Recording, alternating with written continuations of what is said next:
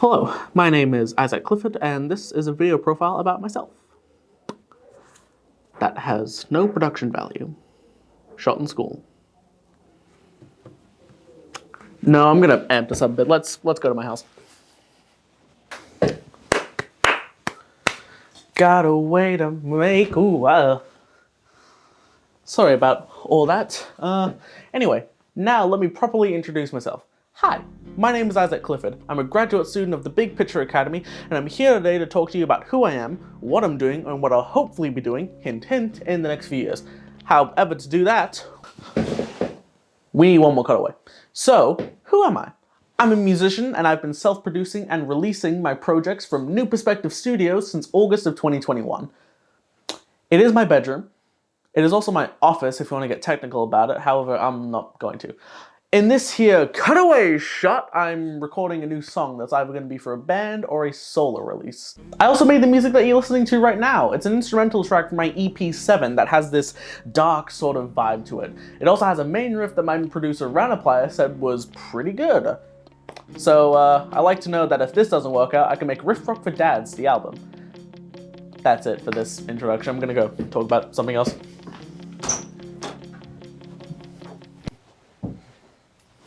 Back to the cold void of nothingness now, where I'm going to talk about the future, specifically education. That's not a dig on higher education, I should probably clarify. I just thought school would be the best place to record this. Yeah, that's actually a bad idea. I know somewhere else where we can go. Yeah, let's go there.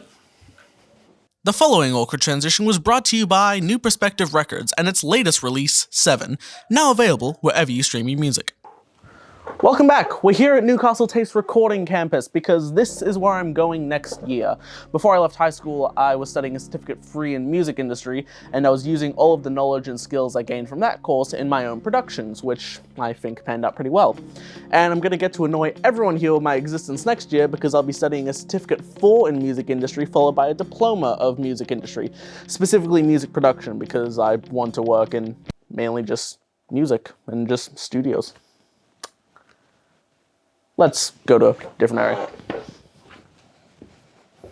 If you, the why are you still there? I said let's move to a different, look, it's fine, don't worry about it. Just let's move in here and then I can talk a bit more properly, so I'm not talking through a glass window. Also, I hate to be a pain, but could you hit the light?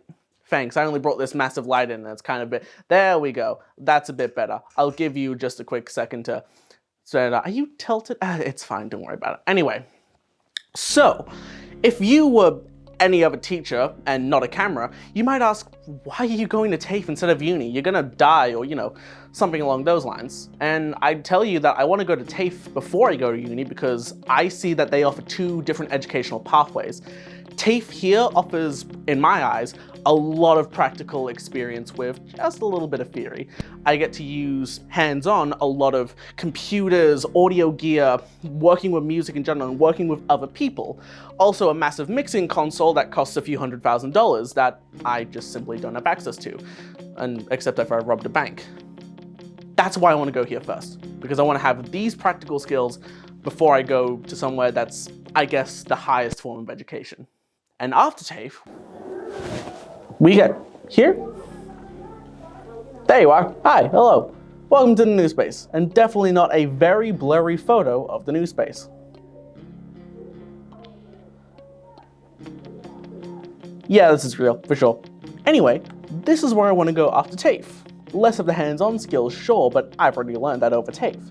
And this is where I get to put them all to use. Everything that I've learned up until this point, put in what I believe to be the highest form of education on the planet. Ultimately, this is the end goal. Take everything I've learned up until this point and learn it here, and hope that I don't flunk out after a year. And I think we're done here.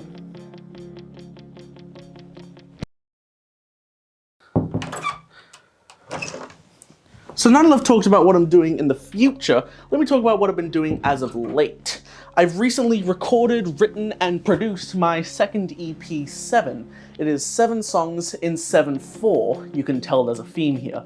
There's also a 7 in the title instead of a V because my friend thought that was funny, and I did too. Behind me, which you will see in just a second, is most of the cover art for the EP.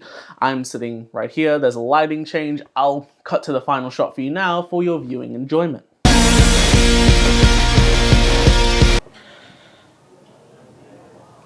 Doesn't look too bad, does it? It's better than the last one. Yeah, true. Though a laptop webcam and a $100 phone doesn't have a good camera. True. Why did you write this again? I don't know, I thought it was funny. Do you think it was a waste of time? Yeah, a little, yeah. Yeah, fair. I'm gonna keep it though. Okay.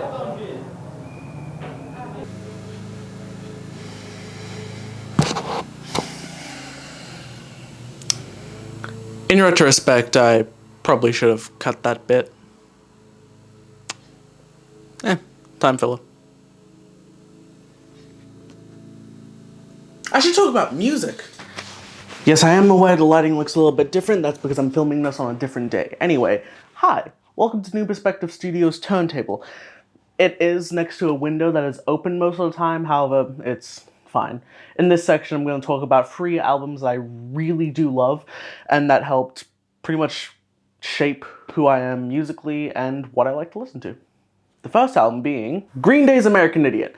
Nowadays, this isn't really my favorite album. There's a lot more music that I think sounds a bit better to me and I just listen to a lot more. However, this album has a lot of emotional significance for me because this was the album that kept me playing guitar and I'd like to say got me into the punk sound that I believe I'm in today. Around this time in my life, I was starting to get a bit out of playing guitar. I felt like, oh, maybe I should just give this up and move on to something else. But then I heard this song. And when this came around, I was like, oh my god, I need to learn this song.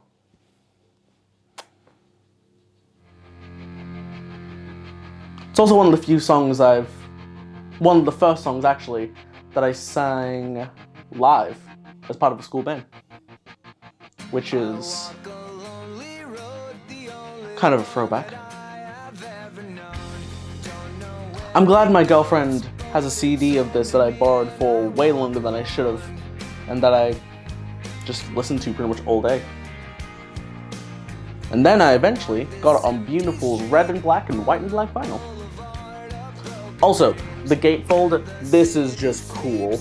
I really like this. And the lyric sheet, oh, I'm gonna get the lyric sheet real quick. This is a tangent, I don't mind. This is a real quick tangent. It's like a notebook that's just like cut out. This is like thanks for the car that just drove past anyway.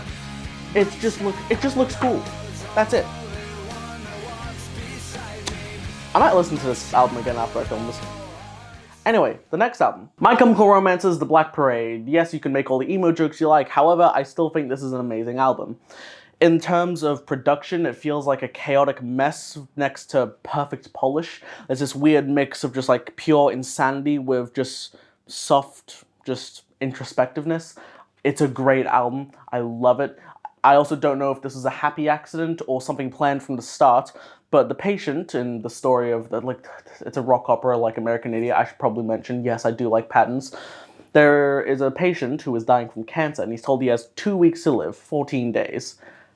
There are 14 songs on this album. I don't know if that was planned or if that's a happy accident, but knowing the, I guess, what's the word? Theatrical nature of this band, might have been played. Also, my favorite song from the album. Do you ever want to feel like you're in a seedy jazz bar, yet the mosh pit? This song. Vinyl. It didn't queue up right. Give it a second. You gonna play? This. House of Wolves. Best track. Both the nightclub and the mosh pit. That's all I'm going to play. If you want to listen to it yourself, go listen to it. I mean, it's from the 2000s, of course. You probably heard it at this point. It's a great album. It's definitely up there of like my favorite albums of all time. Next album being... I forgot to add this in when I was talking about it, but I also love the artwork for this album. For one, this is cool. It also wraps around to the other side, giving you one full image. And then the inside line art is also just a great photograph. I just wanted to throw that in. I forgot to talk about it. Thank you. All right, next album. An album I don't have yet on vinyl. It's Fall Out Boy's Folie à Deux. This album is dividing for the fan base, and that's only because fandoms are nothing more than a battleground of who likes what more. I still think it's a really good album. I'll give the people who hate this album a second to comment, and time's up. Sorry, not sorry. There's a lot about this album that I like. The guitar work, the vocals, the instrumentation, the fact that there's more than your standard rock band. Instrumentation is important, and filling up the soundscape is a very good idea, says the one who thought adding an acoustic guitar was revolutionary. I'm talking to myself here, if you couldn't tell. Was I talking about something or something? Best song for me is going to be West Coast Smoker. It's also one of my favorite Fall Out Boy songs in general, really. It has this feeling in the verse where it's like, hey, something feels wrong, before the chorus loudly and explosively says, something is wrong. It is such a good song. It's a great closer to the entire album. It is just fantastic. Also, I love the cover art of this album. It's Pete Wentz in a bear onesie, carrying a bear. That's all I have to say about it. Just think about that. Welcome to my bookshelf. This is where I store my vinyls, my CDs, books that I haven't read, movies that I haven't watched, a telescope for some reason, and the second most important aspect of what makes me who I am, video games. Why am I talking about video games? Well, because I want to do music, I was actually interested in making games, and that was going to be my pathway throughout high school and all that. However, things have changed. Still an idea, just it's a bit less so. I'm going to talk about my favorite game of all time in a minute, but first I'm going to talk about 2 honorable mentions. We'll get to those now. I'll be showing some gameplay footage of the games as I talk about them. I'll do that for each game. So, State of Decay 2. It is my favorite zombie survival game of all time, and that's only because, 1, it's just a good game, and 2, the game gives you this massive open world, and the only objective is to basically just survive. It's literally just like, oh yeah, here's this open world, okay, do what you want. Make your own story. Be a villain, be a hero, do what you want. It's a great concept. Just the idea of giving player agency in a co-op game as well. Co-op makes it so much better, because then you can have your own zombie-style D&D campaign. That's a great idea. I should do that. I just love the idea of 100% player freedom, doing what you want. Also, Jesper Kid is a fantastic composer. Anytime he's on a score, it's just, is good. This is a good score. Next game. Secondly, it's going to be Metal Gear Solid 5, or V if you want to be fancy about it. This is my first introduction to the Metal Gear franchise, and yes, I know, it pretty much caters towards like a more neutral market, or just to everyone, instead of like that very specific style of controls, I guess you'd call it, or something like that. However, I still think it's a good game. It's the first one I played, so it's naturally a favorite if you get that idea. I don't know how much else to say about this. It's just a good game. I like playing it, and I should really replay it. Also, you have a dog companion. And I'd like to see a wolf. Just like, you know, just trotting around the desert. Wolf. Now, for my favorite game of all time, a game that I do have a physical copy of, Fallout New Vegas, developed by Obsidian, published by Bethesda. I have played through every single ending of this game, and I'm still not bored of it. I have played this game for hours upon hours upon hours, and I'm still finding new stuff about it. This is one of those games where you could buy it and then just play it for half your life. It is an amazing game, and there's so much to dissect about it. Also, you get shot in the head by Matthew Perry. You get shot in the head by Chandler. So, take with that what you will. The soundtrack is also beautifully composed. Whatever Ian Zer is getting paid, he needs to get paid double. Right now, he is fantastic at what he does. Also, the in-game radio is just good. It has a bunch of old classic country songs from the 60s and the like and that. I also got the CD that has Big Iron on it. If you know Big Iron, you know Smarty Robbins.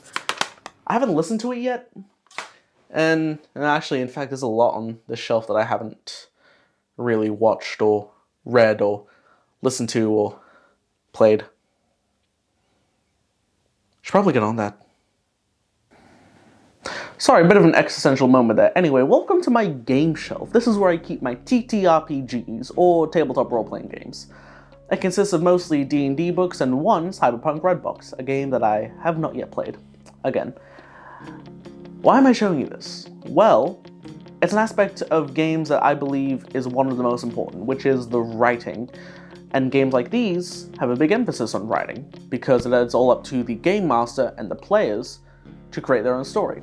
The game master to pretty much make the idea happen, and the players to do what they want, to make their character's story. That's what I love.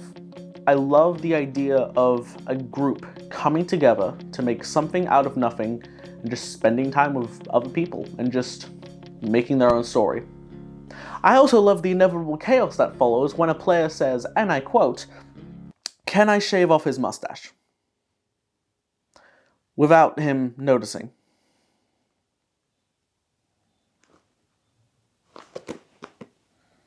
Am I playing with a bunch of psychopaths? When did you move? When did you move up there? Huh. That's never happened before. Anyway, that's it. Thanks for watching. This has been a semi-deep dive into who I am, what I'm currently doing, what I'll hopefully be doing, hint hint, in the next couple of years. That's it. If you want to go listen to WoW Hero 7, I'll put the links in the description. I have been wearing these goddamn Monster Claw slippers the entire time. That's it. I'm gonna play Fallout New Vegas. Oh, I just got shot in the head.